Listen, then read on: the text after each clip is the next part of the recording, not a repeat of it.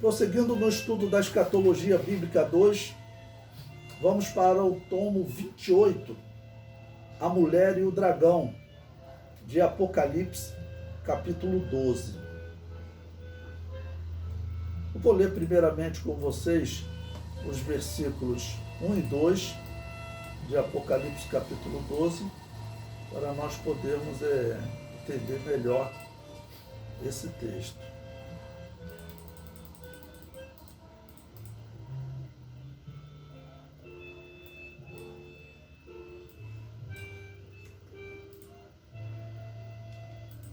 Apocalipse capítulo 12, versículos 1 e 2.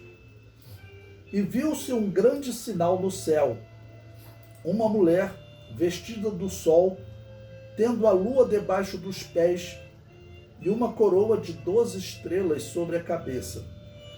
E estava grávida e com dores de parto, e gritava com ânsias de dar à luz. Bom, no material didático, primeiramente eu coloquei aí uma pergunta para vocês. Quem é a mulher? Essa mulher é o povo de Deus.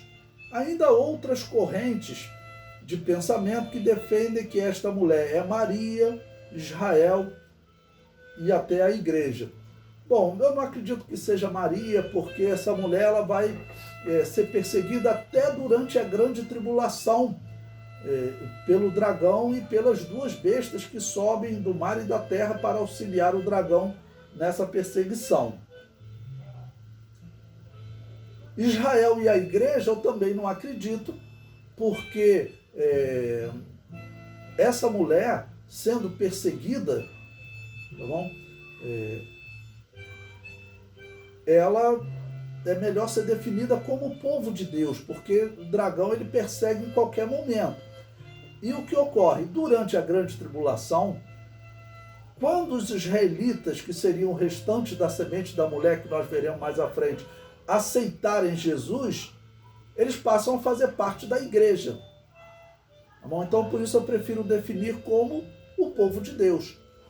O israelita que durante a grande tribulação creu na pregação das duas testemunhas, aceitou Jesus, ele já não é mais um israelita em primeiro lugar. Em primeiro lugar, ele faz parte do povo de Deus. E poderia ser chamado também até de igreja. Tá ok? Então, nesse ponto aí, seria melhor defini-lo como povo de Deus ou como igreja. E como o dragão está perseguindo essa mulher, é claro que no Antigo Testamento, essa mulher seria Israel. Mas o que nós podemos dizer dessa mulher é que ela é esse povo de Deus do qual, por exemplo, Abel fez parte. Abel ele não fazia parte do povo de Israel, mas desde que Adão e Eva pecaram e eles ensinaram a seus filhos o temor a Deus, Abel era um homem que temia a Deus, então ele fazia parte do povo de Deus. E o que Abel almejava? Ele almejava que nascesse aquele que pisaria a cabeça da serpente. Então, o nascer, né, daquele que pisaria a cabeça da serpente é exatamente a visão que João vê agora. Uma mulher com ânsias de dar à luz, ou seja, nascer aquele que resgatará a humanidade novamente. Então, por isso eu prefiro definir como o povo de Deus. Número 2, a mulher vestida do sol. Foi assim que João viu essa mulher. Esta mulher significa que ela está vestida de Jesus, que é o sol da justiça. Tanto na esperança da vinda de Jesus, como eu disse, desde que Adão e Eva pecaram, Deus prometeu enviar a semente da mulher, que pisaria a cabeça da serpente. Então, quando ela está vestida do sol, ela está vestida, né, da semente da mulher, que é Jesus, o sol da justiça. Número 3, a mulher tinha a lua debaixo dos pés. Significa que ela traz o símbolo que caracteriza a luz do povo de Deus, a lua. Porque, observe, no Novo Testamento, Jesus Cristo diz, vós sois a luz do mundo. Então, nós, cristãos, nós não temos luz própria. Nós refletimos a luz de Cristo, nós refletimos a luz de Jesus. Então, por isso que a simbologia do povo de Deus é a lua. Por quê? A lua, ela é um satélite, ela não tem luz própria, ela reflete a luz do sol. Quando você olha para um céu noturno e você vê a lua, significa que o sol está em alguma posição que está enviando a sua luz que bate na lua e reflete na terra. Então a lua, ela não tem luz própria, ela reflete a luz do sol. Assim é a igreja ela não tem luz própria, ela reflete a luz do sol. Tanto que é usado a simbologia, né? O que seria um eclipse solar. Um eclipse solar é o eclipse que a lua, ela entra na frente do sol, ela fica entre o sol e a terra, e assim nós não conseguimos ver a luz do sol. Ou seja, simbolicamente seria como se a lua, ela toma a frente de Jesus.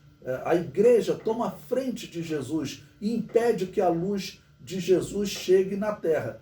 Seria mais ou menos uma característica das seitas, né, em que um líder e aquela igreja, ela se torna mais importante do que Jesus. A pregação dela é mais importante que Jesus. Por exemplo, os adventistas do sétimo dia, eles falam mais no sábado do que em Jesus. As seitas também vão falar mais do seu líder do que em Jesus, tá ok? Então isso é como um eclipse, tá ok? E tem também aquele eclipse lunar, né? O eclipse lunar, a Terra, ela fica numa posição entre o Sol e a Lua. Ela impede que a luz do Sol chegue na Lua de forma plena. E aí surge aquela chamada lua de sangue.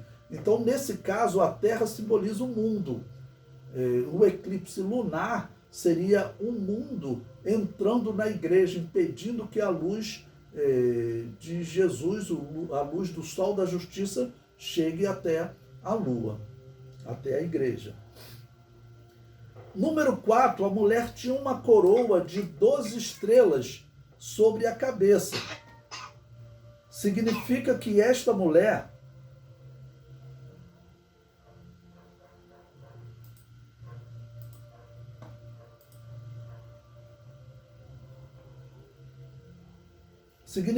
essa mulher, bom, repetindo novamente, né? A mulher tinha uma coroa de 12 estrelas sobre a cabeça. Significa que esta mulher tem o símbolo do governo de Deus na terra, que é o número 12, né? Por isso tinham 12 tribos, 12 apóstolos, e nós vemos que Deus estabeleceu esse símbolo em tudo. Nós sabemos que o planeta Terra, ele faz um movimento em torno do Sol que dura 365 dias, 6 horas, né? E que ele é dividido em 12 meses. Então, esse giro da Terra em 12 meses, ele está identificando esse número estabelecido por Deus. E esse número 12, os cientistas dizem que ele é encontrado em todo o universo, nas galáxias, nos tipos de movimento que cada galáxia, cada sistema solar, claro, de outros sóis, né, fazem dentro dessa galáxia, segue um movimento de 12 tempos, ou 12 meses, como nós chamamos. Número 5, a mulher estava grávida com dores de parto. Simboliza Israel, que geraria o Messias. Quando Jesus veio ao mundo, essa mulher era Israel. Hoje ela é a igreja, e durante a grande tribulação e no milênio voltará a ser Israel, ou seja, o povo de Deus. Então vamos considerar, quando Adão e Eva pecaram, essa mulher era todos os justos. Adão, Eva, Abel, depois Sete e seus descendentes, Noé, e assim vai seguindo, Sem até Abraão, Isaac, Jacó, e informa os israelitas, mas também inclui Melquisedeque, que não era israelita, Jó, que não era israelita, Raabe, que não era israelita, Ruth, todos aqueles que temem a Deus, fazem parte do povo de Deus, mas principalmente era Israel no Antigo Testamento. Nesse momento, o povo de Deus é a igreja.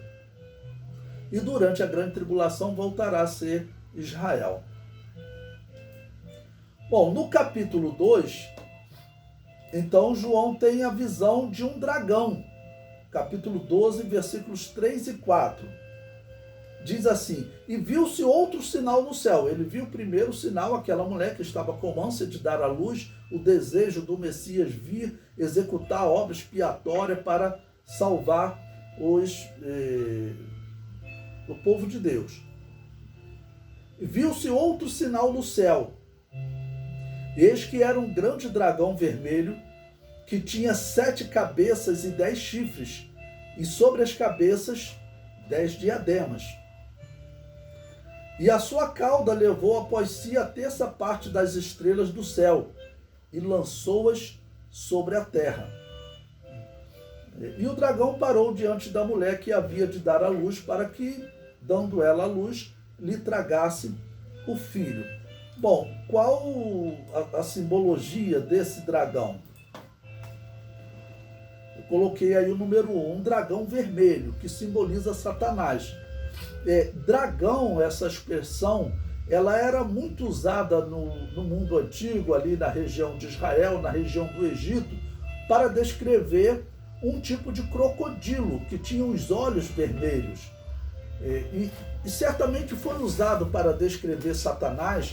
Esse dragão aqui não é esse dragão que a mitologia fala hoje, né? Mas seria provavelmente esse crocodilo do Nilo. Por quê? Porque ele era usado para descrever Satanás? Porque o crocodilo, quando ele pegava uma vítima, um ser humano que entrasse, né, no rio Nilo, aquele crocodilo gigantesco, quando ele pegava aquela vítima, a primeira coisa que ele fazia era morder aquela vítima e levar ela para o fundo para poder afogá-la. Depois de afogar aquela vítima, ele fazia o seguinte: ele pegava aquela vítima e começava a balançar para poder esfacelar, arrebentar aquela vítima, para ele poder engolir os pedaços. Então essa atitude do crocodilo do Nilo, de olhos vermelhos, que era chamado de dragão, ele morder a vítima, prender ela, levar ela para o fundo para afogá-la e depois balançar a cabeça, arrebentando toda a vítima, espiritualmente seria isso que Satanás faria com as pessoas que servem a ele, né? Ok? Ou faria principalmente com os cristãos que ele iria perseguir. O Império Romano, de alguma maneira, fazia isso com os cristãos. O Império Babilônio, de alguma maneira, fez isso com os judeus. Durante a Grande Tribulação, também o dragão fará isso com os israelitas, perseguindo e matando os israelitas que tiverem sendo perseguidos, principalmente depois que eles rejeitarem a aliança com o anticristo, que vai ser no meio da grande tribulação. Ele tinha 7 cabeças e 10 chifres. Essas 7 cabeças, elas são interpretadas como os impérios que Satanás levantou para combater o povo de Deus, ok? O império dos últimos dias terão 2 impérios que vão aparecer aí: a besta que sobe da terra, a besta que sobe do mar, né, que é o Império Romano antes dele, ok? O Império Grego, o Império Medo-Persa, o Império Babilônio e o Império Egípcio. Todos, porque cabeça seria isso, né? Vamos dizer, essas lideranças que Satanás, o dragão, levantou. E os 10 chifres simbolizam, cada chifre simboliza poderes, mas na pessoa de homens. Tanto que nós veremos mais à frente, o anticristo, ele aparece como um chifre, um dos 10 chifres da besta que sobe do mar, porque ela também ela tem 10 líderes que surgirão nesses últimos dias, que nós veremos também mais à frente. 10 homens que estarão governando 10 nações ou 10 poderes. E 7 diademas, porque cada cabeça leva um diadema. O diadema, ele é aquela coroa incompleta, né? Normalmente o rei, ele sentava com a sua coroa toda enfeitada, com pedras preciosas, E os príncipes, aqueles que almejavam o trono, eles tinham normalmente apenas uma coroa, um arco, que o nome desse arco é diadema. Ou seja, né, ele teve esses 7 impérios e essas 7 tentativas de reinar. Número 3, a sua cauda levou após si a terça parte dos anjos, a terça parte das estrelas do céu. Fala da queda dos anjos quando Satanás fez uma rebelião no céu. Ele levou ao pecado 1/3 dos anjos de Deus. Então, esse é o significado dessa cauda do dragão levar, então, esse 1/3 das estrelas do céu.